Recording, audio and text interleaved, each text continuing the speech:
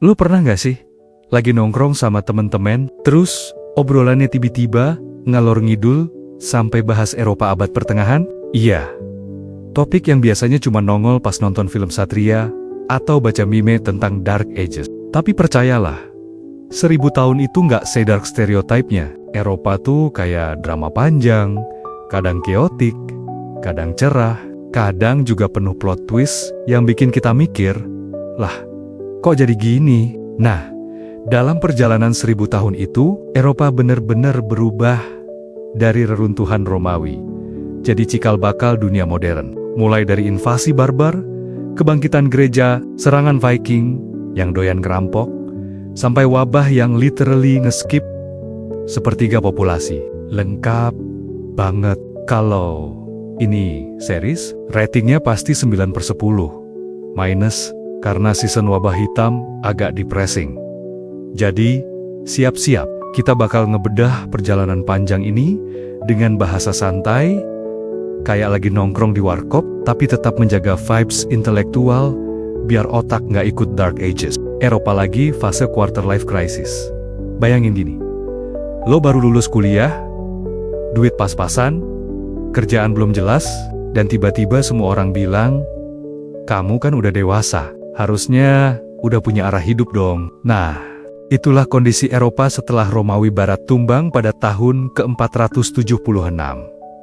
Secara historis, situasinya jauh lebih kacau daripada hidup lo waktu nggak dapat kerjaan. Tapi vibes bingung, cari jati diri itu persis sama selama berabad-abad. Romawi adalah pihak yang ngatur semuanya. Mereka punya jalan, punya hukum, punya sistem pajak, punya tentara profesional, bahkan punya citra diri sebagai pusat peradaban. Tapi begitu kekaisaran itu jatuh, yaitu tadi, Eropa seperti baru saja kehilangan orang tua yang selama ini jadi tulang punggung rumah. Mendadak nggak ada yang ngatur, nggak ada yang jaga keamanan, dan nggak ada yang memastikan semua berjalan rapi.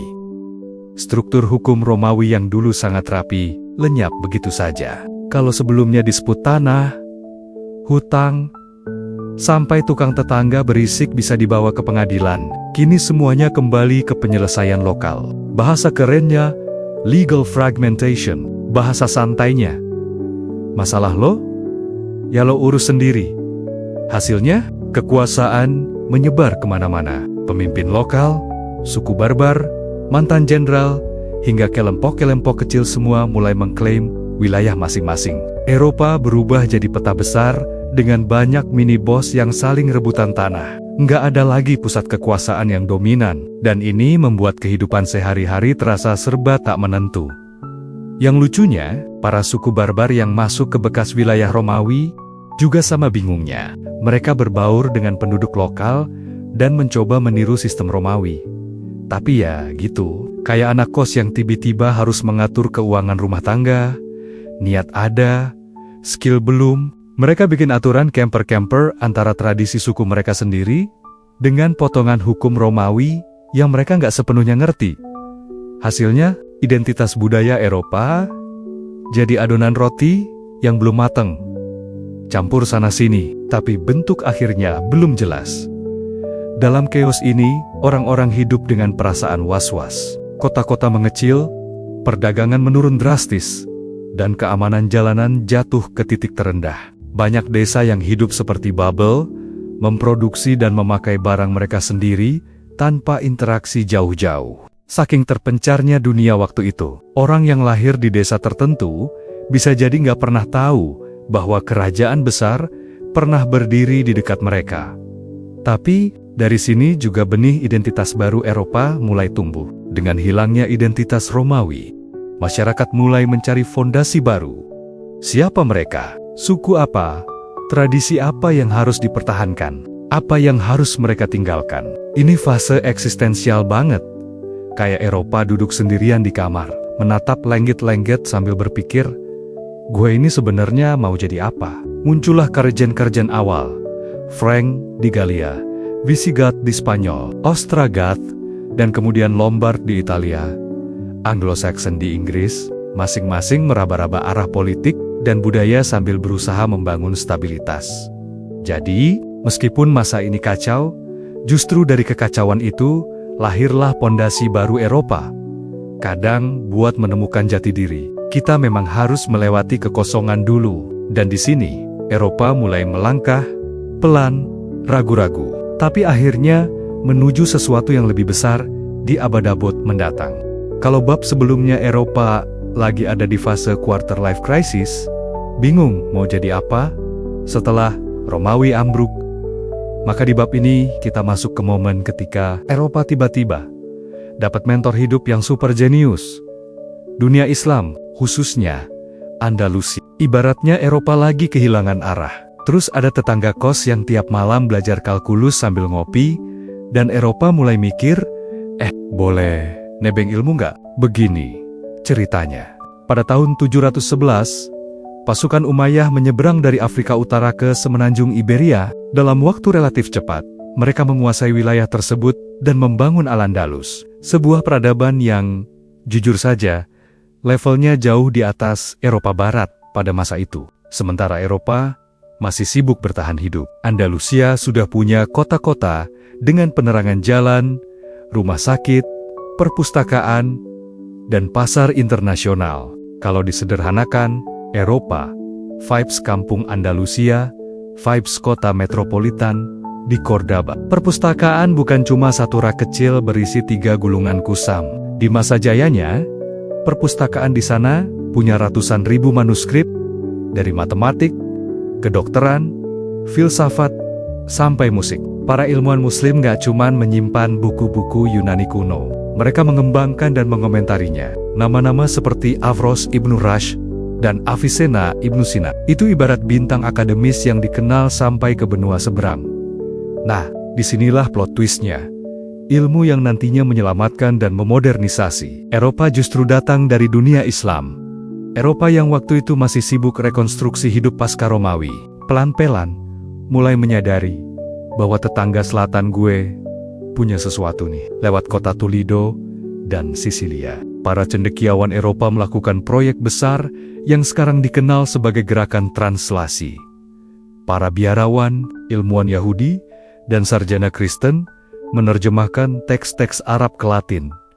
Bayangin aja, matematika modern yang lo pakai sekarang, angka 1, 2, 3, sampai konsep algebra, itu lewat dulu dari Baghdad dan Andalusia, baru masuk ke Eropa.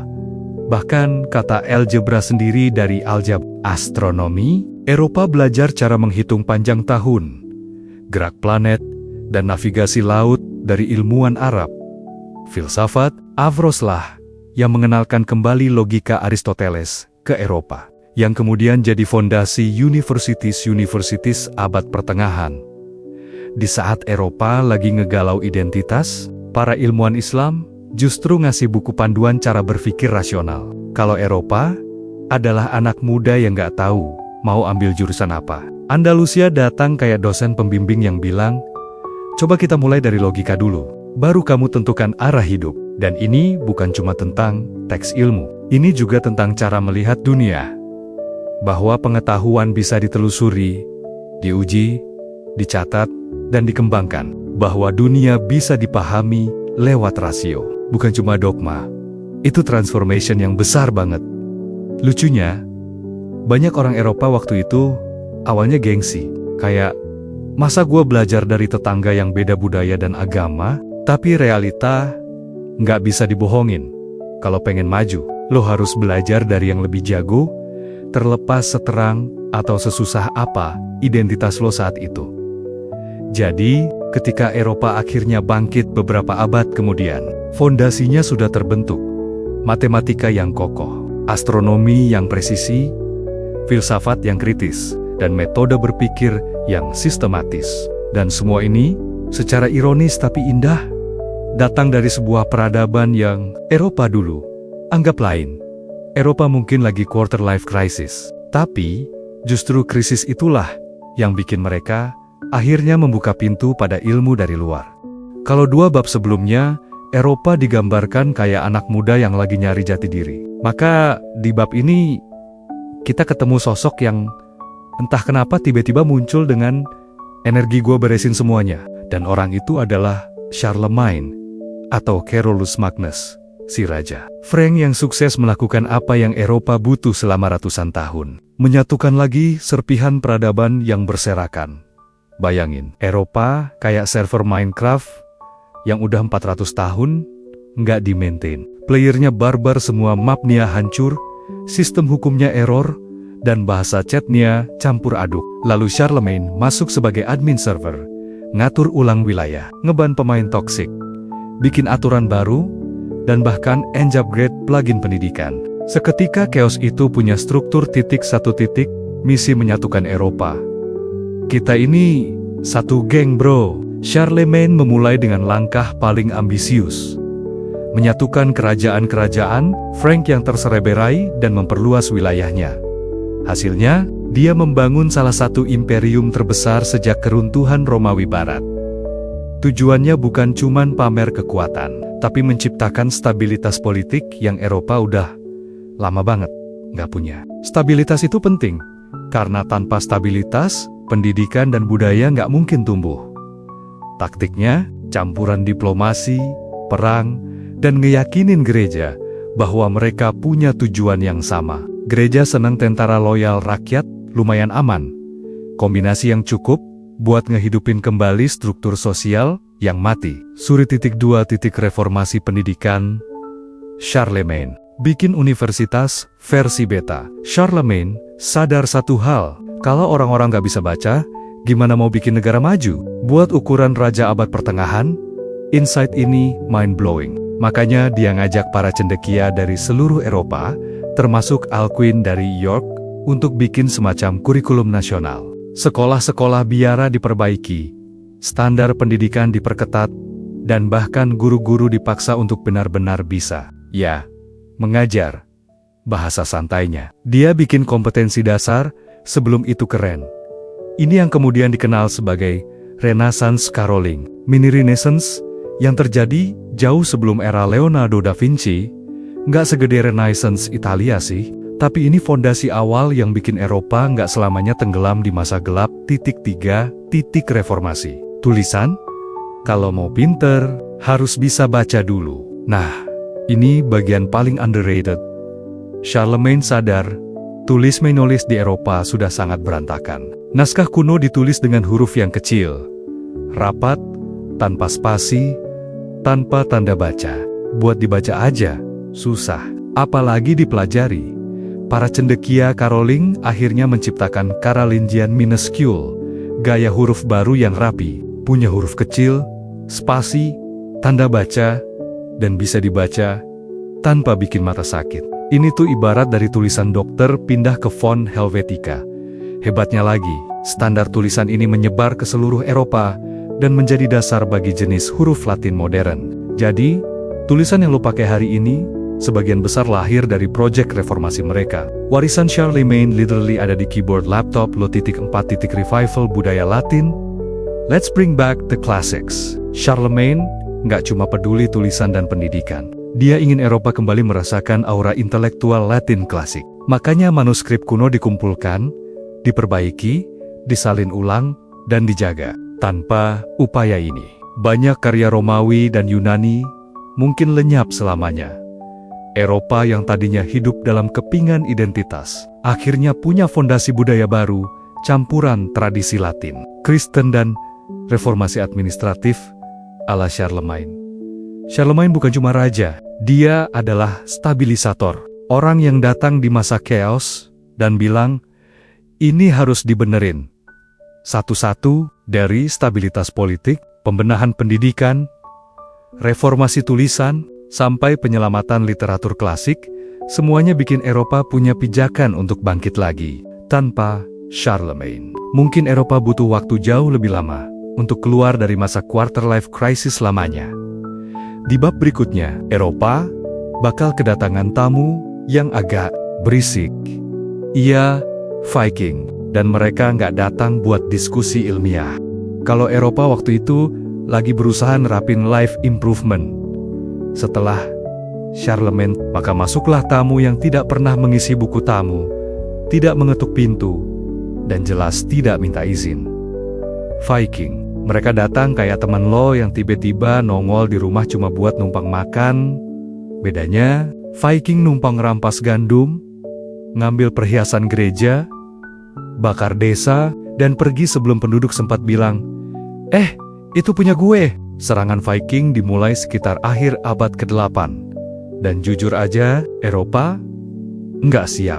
Bayangin, lo lagi nyusun hidup yang lebih rapi. Tiba-tiba ada kelompok atlet gym berotot, bersenjata kapak, naik kapal super gesit yang bisa mendarat di mana saja. Nggak peduli pantai, sungai, muara, asal ada air, mereka bisa muncul satu titik perompakan. Mode speedrun chaos. Serangan Viking itu tidak cuma brutal, tetapi efisien. Mereka datang pagi subuh, serang gereja atau kota kecil, ambil barang berharga, culik tawanan, dan kabur sebelum tentara lokal sempat siap. Bahkan biara Lindisfarne, yang waktu itu dianggap tempat paling damai, jadi korban pertama. Eropa shock. Dan jujur aja, siapapun juga bakal shock kalau tempat ibadah yang damai tiba-tiba jadi korban rade level dewa. Dalam waktu singkat, pantai-pantai Prancis, Inggris, dan Jerman Utara berubah jadi zona waspada. Masyarakat hidup dengan vibe. Tidur boleh, tapi jangan terlalu nyenyak. Kedua, kolonisasi. Ternyata mereka bukan cuma perompak. Yang menarik, Viking bukan cuma tukang rampok. Setelah beberapa dekade ngerusak sana-sini, mereka mulai menunjukkan sisi lain. Mereka kolonisasi. Di Inggris mereka bikin kerajaan Danelaw. Di Irlandia, mereka membangun kota Dublin, Dublin, founded by Viking. Di Normandia, mereka negotiate dan akhirnya jadi penguasa lokal. Bahkan, keturunan mereka kelak menaklukkan Inggris. Ini kayak tamu yang awalnya nyelonong masuk rumah, tapi akhirnya ikut bantu renovasi dapur, bersih-bersih halaman, dan kemudian tinggal selamanya. 3. Perdagangan. Dari perusuh, jadi penggerak ekonomi. Begitu punya pemukiman, Viking berubah jadi aktor ekonomi yang surprisingly penting. Kapal-kapal mereka bukan cuma dipakai buat merampok, tapi juga buat menghubungkan jalur perdagangan dari Laut Baltik ke Laut Hitam, sampai ke dunia Islam. Barang-barang seperti bulu hewan, amber, budak, madu, dan besi mereka bawa ke Bizantium atau Baghdad. Dan pulangnya mereka membawa perhiasan, kain halus, dan koin perak. Hasilnya, ekonomi Eropa pelen-pelen terhubung kembali dengan jaringan global. Ironis sekali, perdagangan yang stabil justru muncul dari kelompok yang awalnya datang buat bikin kekacauan. Viking itu kayak orang yang toxic but beneficial. Nggak bisa dibilang baik, tapi efeknya bikin hidup Eropa berkembang. 4. Dampak sosial ekonomi. Desa makin kuat, kota makin mandiri. Serangan tanpa henti memaksa penduduk lokal bikin pertahanan yang lebih solid. Benteng kecil, desa terpagar, hingga sistem keamanan regional. Para penguasa juga sadar bahwa ekonomi yang rapuh bikin wilayah makin rentan. Jadi mereka mulai memperbaiki pasar lokal, mengamankan rute dagang, dan memanfaatkan koloni Viking untuk ekonomi baru. Beberapa daerah bahkan jadi makmur gara-gara perdagangan bersama Viking. Laut bukan lagi ancaman. Ia berubah jadi jalur rezeki. 5. Adaptasi militer Eropa. Upgrade strategi atau hancur. Serangan Viking memaksa Eropa upgrade sistem militernya. Tentara lokal yang biasanya lambat dan terikat ritual feodal jelas nggak bisa ngelawan Viking yang lincah. Akhirnya muncul inovasi. Benteng sungai, sistem patroli pantai, pasukan cepat tanggap, desain kapal baru, strategi defense in-depth. Raja Alfred dari Inggris bahkan membangun armada laut khusus buat ngejar Viking. Ini pertama kalinya Eropa mikir, kayaknya kita harus punya navy deh. Dan benar, dari sinilah tradisi maritim Eropa sebenarnya mulai. Viking mungkin datang sebagai perusuh, tapi dampaknya luar biasa besar. Mereka menggerakkan ekonomi, memaksa adaptasi politik, memperluas jaringan perdagangan, dan bahkan memperkenalkan teknologi kapal yang nanti jadi kunci eksplorasi Eropa. Kadang hidup memang gitu, yang bikin rusuh di awal, justru jadi katalis perubahan besar. Dan di sini, Viking bukan sekadar legenda berotot berkapak. Mereka adalah salah satu alasan Eropa akhirnya belajar jadi kuat.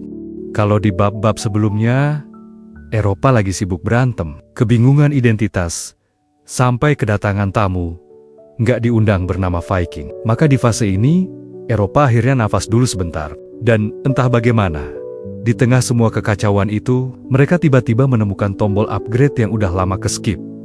Teknologi pertanian, ini momen ketika Eropa kayak bilang, oke, cukup drama, saatnya produktif. Dan bener aja, sekitar abad 1000 sampai 1200, Eropa masuk ke masa glow up ekonomi yang bukan kaleng-kaleng. Dari tanah, ladang, dan sawah yang awalnya cuma pasrah terhadap iklim dan bencana, mereka mulai masuk ke era inovasi. Bajak berat heavy plow, sistem rotasi 3 bidang three-field system, dan penggunaan kuda, serta alat harness yang lebih efisien. Ibarat upgrade device, bukan cuma ganti wallpaper, tapi langsung ganti prosesor. Bajak berat itu literally game changer. Tanah Eropa Utara yang keras, liat, dan dingin akhirnya bisa ditaklukkan. Sistem rotasi 3 bidang juga mengoptimalkan lahan, sehingga hasil panen naik drastis. Bukan cuma panen setahun sekali. Ini kayak Eropa belajar time management. Mana yang harus ditanam, mana yang harus istirahat, dan mana yang harus disiapkan. Sesimpel itu. Tapi efeknya kardinal. Kereta kuda dengan harness baru itu semacam menemukan shortcut yang selama ini nggak dipakai. Kuda yang sebelumnya cuma jadi hewan estetik di lukisan, kini bisa narik bajak lebih cepat. Produktivitas naik, tenaga kerja jadi lebih efisien, dan petani bisa fokus ke hal-hal lain selain bertahan hidup. Hasil panen meningkat, perut kenyang, hidup lebih stabil, penduduk bertambah. Dalam 2 abad saja, populasi Eropa naik hampir 2 kali lipat. Ini bukan sekadar statistik. Ini transformasi sosial. Desa-desa mulai padat, lahan dibuka makin luas, dan kebutuhan ekonomi jadi makin kompleks. Ledakan populasi ini bikin Eropa sibuk tapi produktif. Jumlah orang yang lebih banyak memungkinkan lahirnya spesialisasi. Ada yang fokus bertani, ada yang mulai jadi pandai besi, tukang kulit, tukang roti, sampai posisi unik macam minstrel, tukang nyanyi keliling. Ketika surplus makanan terus terjadi, orang nggak harus jadi petani semua. Mereka pindah ke pusat-pusat kecil, yang kemudian berkembang jadi kota. Kota ini bukan cuma klaster rumah random, mereka jadi pusat inovasi, perdagangan, dan jejaring sosial baru. Lalu muncullah guild, semacam organisasi profesi yang bukan hanya mengatur kualitas barang, tapi juga status sosial. Kalau sekarang, ada sertifikasi kompetensi. Dulu guild lah yang ngurus. Tukang kayu, pembuat bir, penjahit, semuanya punya guild. Mereka jadi semacam komunitas elit pekerja yang menentukan standar. Pasar pun mekar, tidak lagi sekadar barter seadanya. Tapi muncul pasar mingguan, tahunan, sampai trade fair besar di Champagne, Prancis. Terbayang kayak festival ekonomi terbuka, tapi isinya pedagang kain, rempah, dan logam, bukan tenan kopi susu. Dalam 200 tahun, Eropa terlihat jauh berbeda dari versi abad gelapnya, dengan teknologi pertanian yang stabil, ekonomi yang tumbuh, dan kota-kota yang muncul. Mereka mulai buka mata, ternyata mereka bisa kok jadi sesuatu.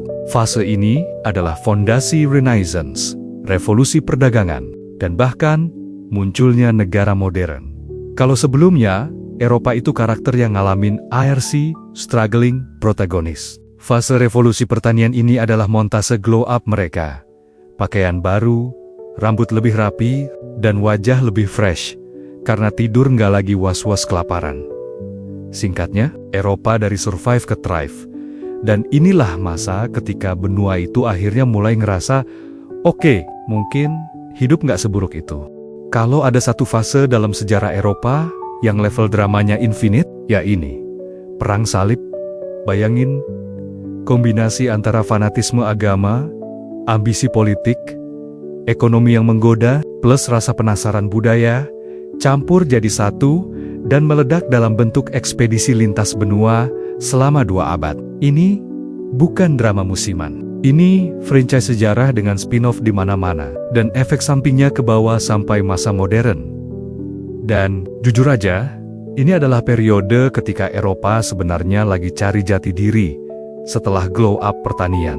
Mereka lagi ngerasa kuat, populasi stabil, ekonomi naik, terus tiba-tiba muncul narasi. Ayo rebut tanah suci, dan Eropa pun, yang sebelumnya sibuk ngatur guild dan panen gandum, langsung ngegas, kayak ketemu event besar yang harus diikutin. Kalau dari luar, kelihatannya purely spiritual. Tapi jujur, motivasi perang salib itu paket komplet. Gereja ingin menunjukkan otoritas globalnya. Para bangsawan ingin nambah wilayah dan reputasi. Dan rakyat biasa, mereka dijual iming-iming pahala instan dan kesempatan hidup baru. Paus Urban II, memframe konflik ini kayak kompetisi moral global. Kalau ikut, kamu pahlawan. Kalau enggak, ya, mungkin kamu cuma petani biasa yang seumur hidup panen gandum. Retorika ini bekerja efektif karena menyentuh kebutuhan eksistensial. Rasa punya tujuan, Eropa yang lagi ngerasa lebih kuat dari sebelumnya, pun terpicu. Ini dia sisi yang jarang dibahas di level santai.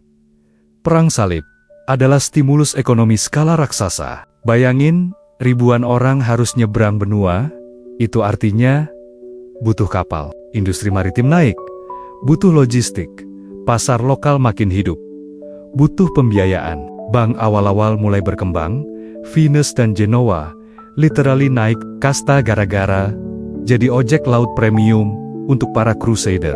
Perdagangan Mediterania meledak, rempah, tekstil, gula, dan barang mewah timur. Jadi, komoditas panas di Eropa. Jadi, walaupun perang itu brutal, secara ekonomi, ya, cuan berjalan.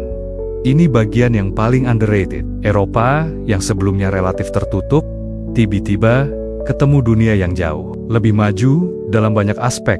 Matematika, kedokteran, navigasi, bumbu dapur yes, literally, filosofi Yunani yang dilestarikan sarjana muslim. Para crusader pulang dengan mata terbuka. Mereka sadar, oh, ternyata dunia luar keren juga. Ibarat anak desa yang pertama kali pergi ke kota besar. Shock, kagum, bingung, lalu berubah pola pikirnya. Salah satu efek paling signifikan adalah transfer ilmu. Melalui kota-kota seperti Antioch dan Accra, teks Arabunani diterjemahkan ke Latin. Dari sini, lahir Renaissance, intelektual yang nanti bakal menggerakkan Eropa menuju era pengetahuan. Perang salib bukan cuma soal perang, ini tentang cara Eropa melihat diri mereka. Untuk pertama kalinya, mereka beroperasi sebagai entitas kolektif. Bukan kerajaan kecil yang saling sikut. Narasi Kristen Eropa lahir di sini. Walau dengan banyak kontradiksi dan konflik internal, identitas baru ini memicu dua hal. Rasa solidaritas yang lebih luas, rasa superioritas yang, ya, agak berlebihan. Tapi secara historis, disinilah Eropa mulai membayangkan dirinya sebagai satu peradaban, bukan cuma kumpulan wilayah. Hasil akhirnya, campuran pahit manis, hubungan timur-barat. Jadi rumit ilmu berpindah ke Eropa, dan memicu revolusi. Pengetahuan ekonomi Mediterania booming, identitas Eropa berubah secara permanen. Kalau perang salib itu serial, endingnya nggak benar-benar selesai. Efek naratifnya masih nyangkut, kadang muncul ulang, dan selalu dibahas ulang. Singkatnya, perang salib adalah momen ketika Eropa overreach sekaligus overevolve. Drama besar, tapi transformasinya monumental. Kalau ada satu momen ketika Eropa kayak pencet tombol reset tanpa sengaja, itu ya masa wabah hitam. Sekitar 1347 sampai 1351, benua ini literally kedatangan tamu kecil tak kasat mata, yang langsung bikin chaos kosmik. Bayangin populasi yang baru aja stabil, ekonomi lagi naik, kota tumbuh, tiba-tiba disikat habis oleh bakteri. Dan bukan sikat santai. Ini sikat deep clean level ekstrem. Dalam 4 tahun, 1/3 sampai setengah populasi Eropa hilang. Kota-kota berubah jadi sunyi kayak game open world yang NPC-nya hilang semua. Desa ditinggalkan, ladang kosong, gereja kebingungan, bangsawan kehilangan tenaga kerja, semua struktur sosial tiba-tiba kayak blender tanpa tutup, berantakan kemana-mana. Yang bikin wabah hitam gila adalah kecepatannya. Sekali penyakit mampir ke kota, dalam hitungan minggu, jumlah penduduk bisa drop drastis. Rumah-rumah kosong, peti mati habis, dan para juru tulis mencatat jumlah kematian sampai tangan mereka pegal. Efek psikologisnya juga brutal. Orang-orang mulai mikir hidup itu rapuh banget. Tetangga yang kemarin nyapa, besoknya nggak ada.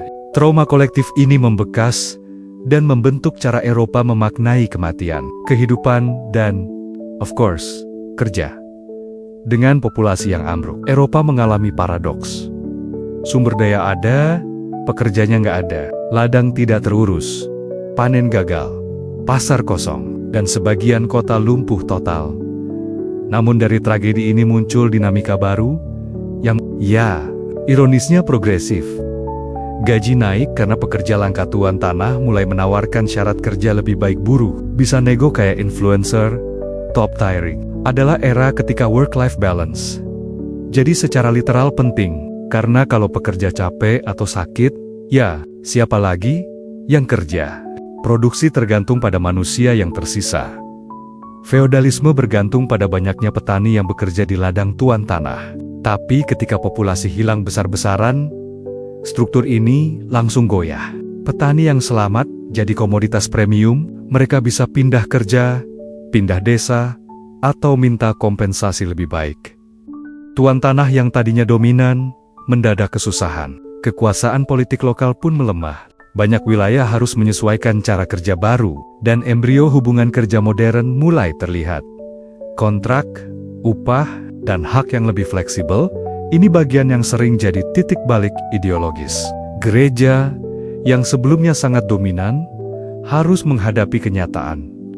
Semua doa, prosesi, dan ritual ternyata nggak menghentikan wabah. Banyak pastor mati, lembaga keagamaan lumpuh, dan masyarakat mulai mempertanyakan legitimasi moral gereja. Pertanyaan seperti kenapa Tuhan biarin ini terjadi, bergema di seluruh benua, dan benih skeptisisme pun tumbuh. Ini adalah tahap awal pergeseran mentalitas yang nanti bakal memicu reformasi dan renaissance. Kehilangan masal ini bikin masyarakat memandang hidup lebih intens. Muncul dua tipe mentalitas YOLO medieval version. Orang berpesta, menikmati hidup karena besok bisa mati. Kontemplatif eksistensial, fokus pada seni, doa pribadi, dan pencarian makna. Kedua arah ini, bersama Semo, menciptakan transformasi. Budaya yang mempercepat lahirnya renaissance, seni lebih humanis, pemikiran lebih kritis, dan masyarakat lebih terbuka pada perubahan. Wabah hitam adalah tragedi kolektif, tapi juga titik balik ekstrem. Sistem lama runtuh, peluang baru muncul, dan masyarakat dipaksa untuk beradaptasi secara radikal, dari depopulasi sampai perubahan ideologis. Semua bergulir, jadi satu momentum yang mengubah jalannya sejarah. Kalau disimpulkan dalam satu kalimat, wabah hitam bikin Eropa sadar bahwa hidup itu rapuh, kerja itu berharga, dan perubahan itu nggak terhindarkan. Era chaos yang secara ironis justru membuka jalan menuju dunia modern. Setelah ratusan tahun Eropa lewat fase gelap, penuh drama eksistensial, wabah yang bikin NPC hilang massal, sampai ekonomi jungkir balik. Akhirnya, tibalah masa yang vibes-nya beda total. Renaissance, ini momen ketika Eropa kayak bangun tidur setelah mimpi buruk panjang. Terus sadar, hidup ternyata bisa indah. Loh, sekitar abad 14-15, kota-kota seperti Florence, Venice, dan Milan berlomba mempercantik diri, mendanai seniman, ngesponsori ilmuwan, dan basically membuat dunia kayak galeri seni raksasa yang penuh eksperimen intelektual. Eropa akhirnya kelihatan fresh, kayak habis facial dan mental clean sekaligus.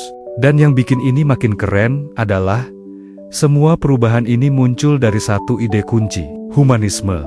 Humanisme bukan ayo mencintai sesama doang. Ini gerakan intelektual yang refresh cara pandang manusia. Kalau di abad pertengahan, fokusnya sering ke hal-hal yang melampaui manusia. Maka Renaissance bilang, bro, manusia juga penting. Kita bisa mikir, mencipta, berkarya. Teks-teks klasik Yunani Romawi mulai digali lagi. Bukan cuma dibaca, tapi juga dikritisi, dikembangkan, dan dijadikan fondasi cara berpikir baru. Manuskripts dari dunia Arab diterjemahkan, diperluas, diremix, kayak playlist lama yang diremaster jadi fresh. Humanisme membangkitkan keyakinan bahwa manusia bisa mengubah dunia lewat kemampuan berpikirnya sendiri. Ada shift psikologis.